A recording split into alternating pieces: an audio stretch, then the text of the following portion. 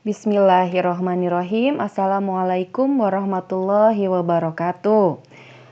Oke, pada kesempatan ini Ibu akan menjelaskan sedikit tentang teori dasar praktikum momen inersia.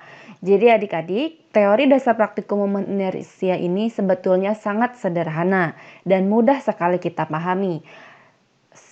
Formulasi yang akan kita pakai nanti cukup satu formulasi saja. Tapi nanti akan kita jabarkan formulasi tersebut untuk mencapai tujuan praktikum yang akan kita lakukan nanti ya.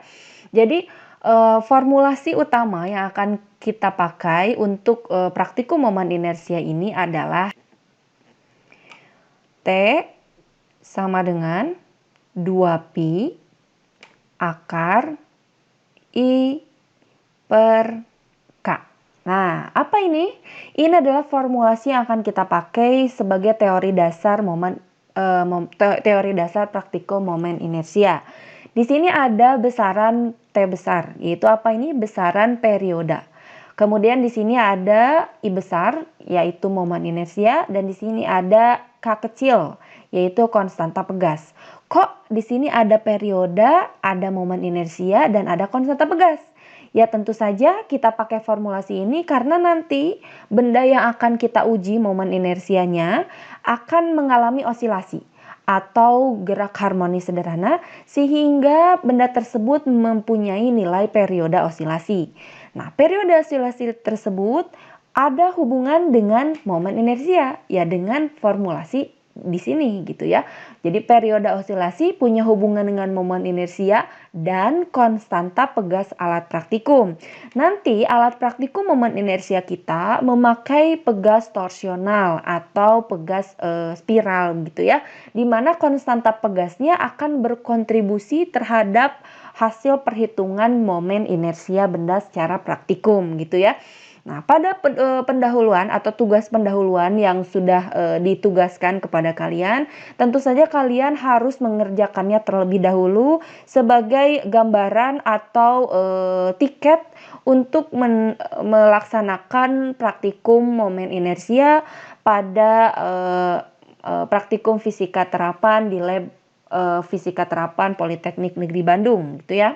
Nah, nanti di tugas pendahuluan tersebut kalian sudah diminta untuk mencari formula-formula atau rumus-rumus yang dipakai untuk menentukan momen inersia benda secara teori. Benda-benda yang kalian pakai tuh bermacam-macam. Nanti ada batang ditambah 2 beban tambahan, ada segi 4, ada segi 3 sama sisi, ada segi 6, ada cakram kayu, ada bola pejal, dan ada juga silinder. Ya, ada silinder pejal dan silinder berongga gitu ya.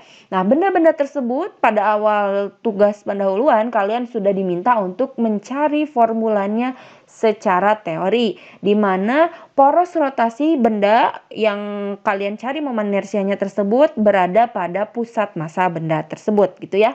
Nah, setelah kalian mendapatkan nilai teori, nanti akhirnya kalian akan membandingkan momen inersia benda-benda tersebut jika dihitung secara teori dengan hasil praktikum gitu ya. Nanti perbedaannya tersebut bisa kalian lihat dari nilai KSR atau kesalahan relatif antara hasil praktikum dengan hasil perhitungan teori begitu ya. Oke, kita lanjutkan.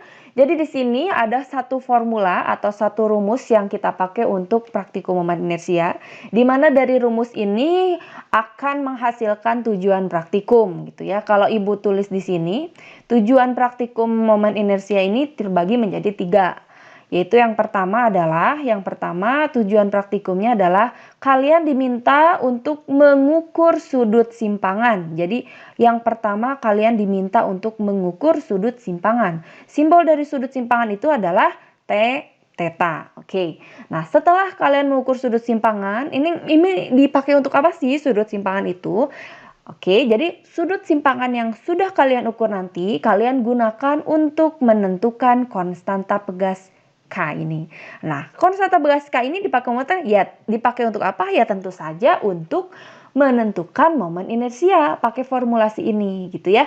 Nah, selanjutnya tujuan kedua adalah kalian diminta untuk mengukur perioda osilasi gitu ya. ukur periode osilasi. Simbolnya T besar.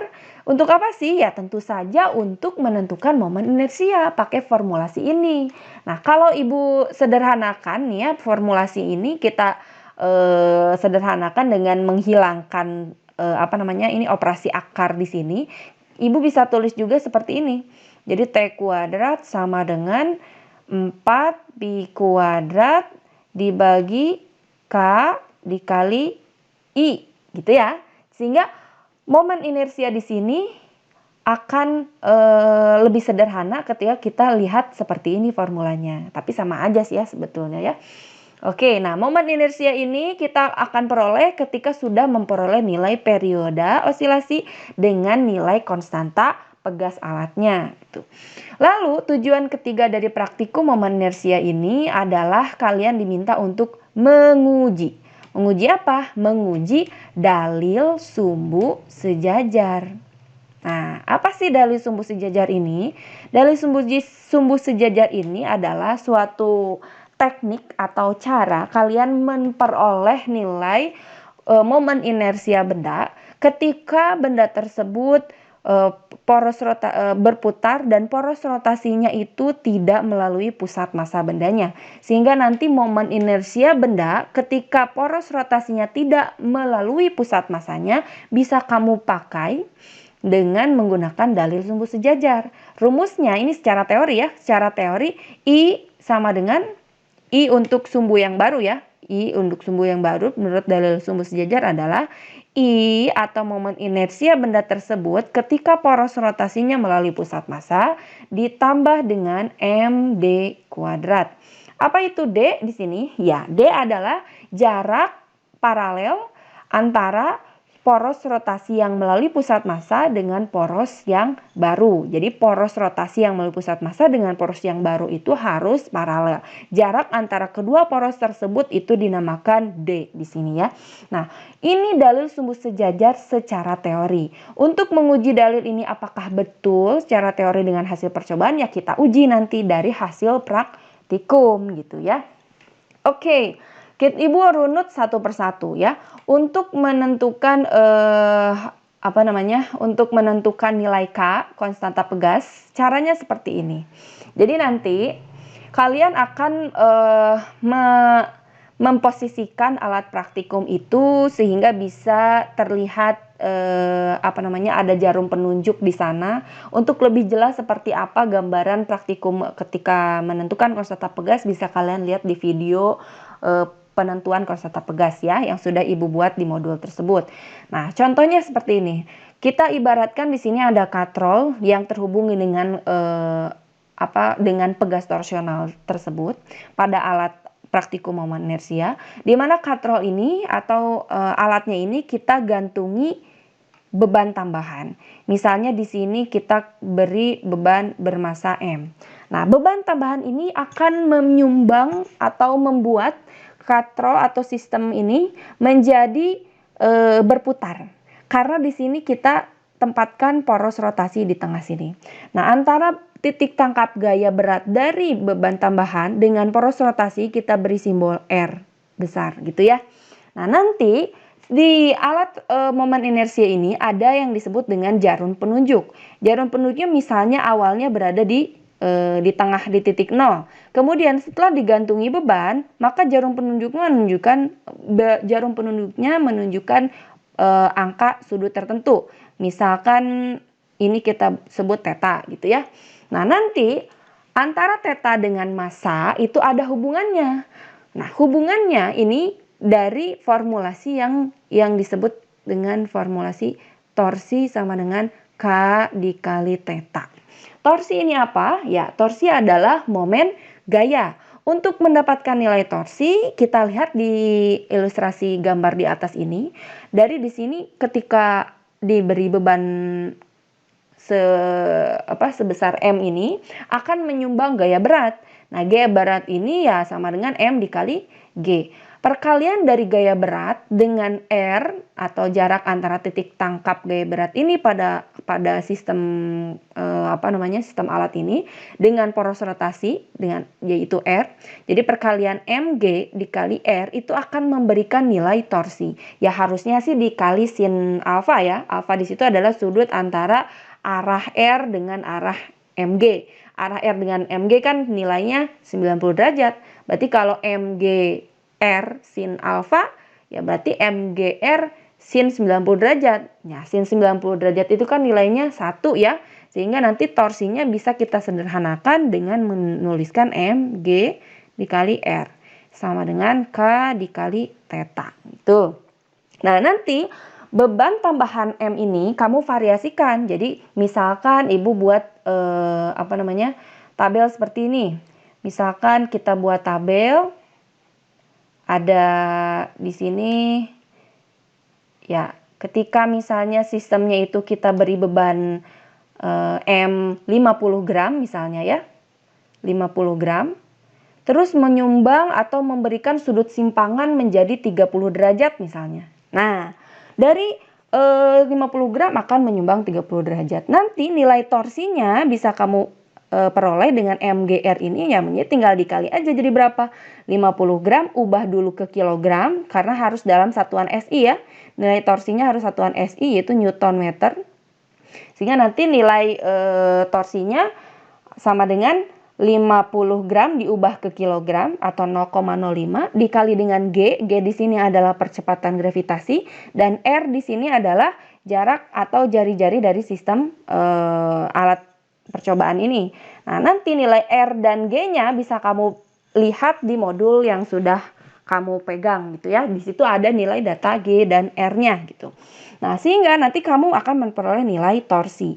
Kemudian, setelah mendapatkan nilai sudut simpangan dengan torsi untuk beban 50 gram, kamu ubah masanya atau berikan beban lain, tambahan beban lain menjadi misalkan jadi 100 gram. Sehingga nanti torsinya akan berubah lagi. Torsinya berubah dan tetanya juga berubah.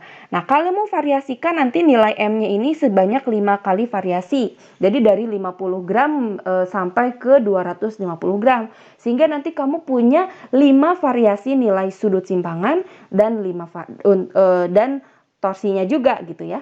Jadi untuk torsi untuk theta 30 derajat torsinya berapa, untuk tetanya naik lagi torsinya jadi berapa. Jadi punya variasi torsi dan theta. Dari nilai torsi dan theta ini kamu nanti bandingkan atau pakai formulasi yang torsi sama dengan K theta ini untuk memperoleh nilai K. Caranya seperti apa? Ya, caranya kita kita pakai ini ke dalam atau dituangkan ke dalam grafik linear tentu saja. Karena kalau kita lihat di situ rumus torsi sama dengan K dikali theta ini kan seperti persamaan garis linear. Dengan kita anggap bahwa torsinya itu di sumbu Y dan tetanya di sumbu X gitu ya. Torsi ini satuannya Newton meter dalam satuan SI, begitu juga dengan tetanya. Tetanya harus dalam satuan SI, jadi di sini satuannya dalam radian. Tentu saja kalian harus bisa mengubah dari derajat menjadi radian untuk theta ya. Nah, lalu selanjutnya dari torsi dan theta ini dari garis ini kamu kan tuangkan data torsi dan theta dari tabel ini ke dalam grafik. Jadi misalkan di sini ada sebaran data, lalu kamu buat garis linear di sini. Nah, dari garis linear ini kamu cari gradiennya. Nah, gradien atau gradien garis atau nilai B ya kalau di persamaan garis linear. Nah, gradien garisnya ini pasti akan sama dengan nilai konstanta pegasnya gitu. Nah, jadi berarti kamu kalau pengen dapat konstanta pegas harus cari gradien dulu. Gimana cara mendapatkan nilai gradien? Ya, yang sudah pernah Ibu jelaskan di awal pertemuan praktikum ya, bahwa gradien dari persamaan garis linear ini bisa dua cara. Jadi gradiennya bisa pakai cara grafik, bisa pakai cara MKT. Kalau secara grafik ya yang sudah pernah dijelaskan sebelumnya, pakai rumus yang persamaan garis linear itu, bahwa gradiennya itu sama dengan delta Y per delta T dengan terlebih dahulu kamu cari 2 titik yang dilewati garis yang kamu buat. Oke. Lalu selanjutnya gradient ini juga bisa kamu cari pakai metode kuadrat terkecil, MKT. Nah, bisa menggunakan kalkulator dalam hal ini ya untuk metode MKT.